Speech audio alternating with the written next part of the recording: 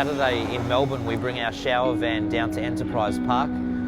It's just along the Yarra River there, and we offer a barbecue, showers.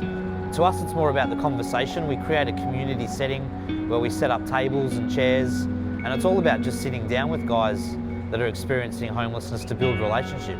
Restoring dignity is one thing, but I think out on the streets, you don't have a lot of people to talk to. So having those inspirational conversations, encouraging people, and just letting them know that people care in life about people that are out on the streets. Relationships are important to people on the streets because you learn to be solitary, and it's very hard to trust some people because you're too frightened of giving too much information away, especially where you're sleeping, because of the fact that you might be attacked and robbed. So there's lots of challenges that people face, I suppose, living on the streets, especially for women. Women get sort of targeted and abused a lot.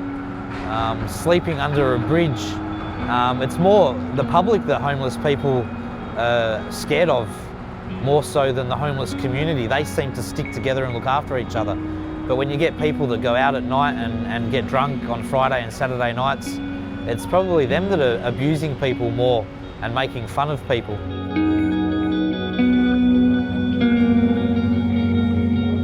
So out on the streets, people are offered some sorts of accommodation. I think what people find though is that within the accommodation there's a lot of violence, mental health issues, substance abuse. So therefore people tend to feel safer on the streets in numbers rather than being isolated inside buildings which just have all these other complex issues that go with that. So I think society sometimes thinks, why don't you just go get a job?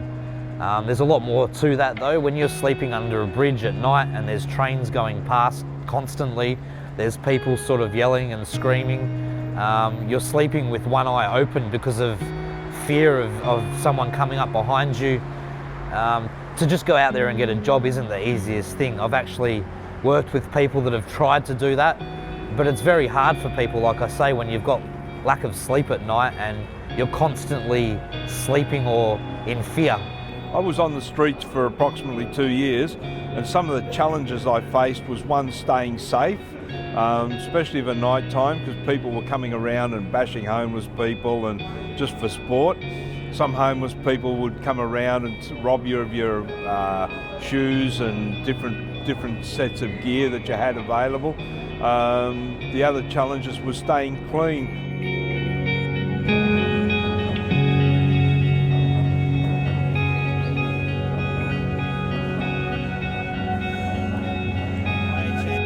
There's lots of services out here that provide food, which is very important, I suppose, in the homeless space.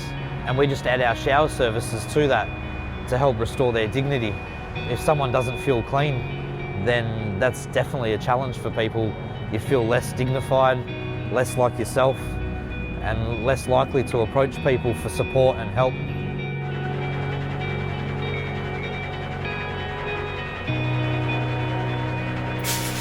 So in our fleet, we've got 2 buses, one in Brisbane and one in Sydney, but one of the challenges with that is having to raise the funds to employ a bus driver. So this new vehicle that we've built is a shower and laundry van. I suppose it's helping restore double the dignity, washing people's clothes and providing a shower for people. But the best thing is that anyone can drive it that holds a car licence. So we can also get it into very limited spaces, whereas with a bus it's very hard to get into tight spaces.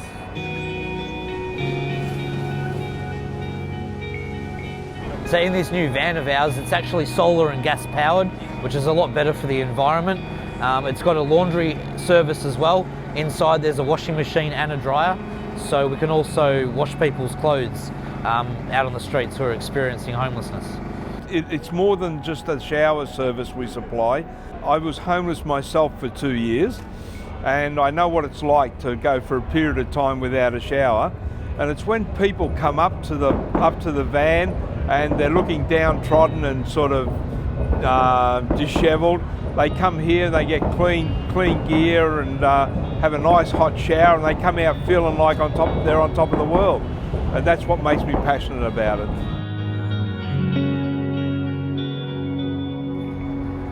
So I think doing any outreach service does give you satisfaction within yourself in helping people. But through our service, it's all about building relationships. And when you can see someone week in and week out and see how they progress and finally maybe get into some assisted accommodation, eventually through our housing project, it's all satisfying seeing people succeed in life. A lot of people are definitely doom and gloom out here, and it's all about investing in people's lives and with positive thinking and helping them move forward in life. We don't want to become a handout service. I've always said we need to become a hand-up service, and we do that through relationship, conversation, and empowering people to be all they can be in life.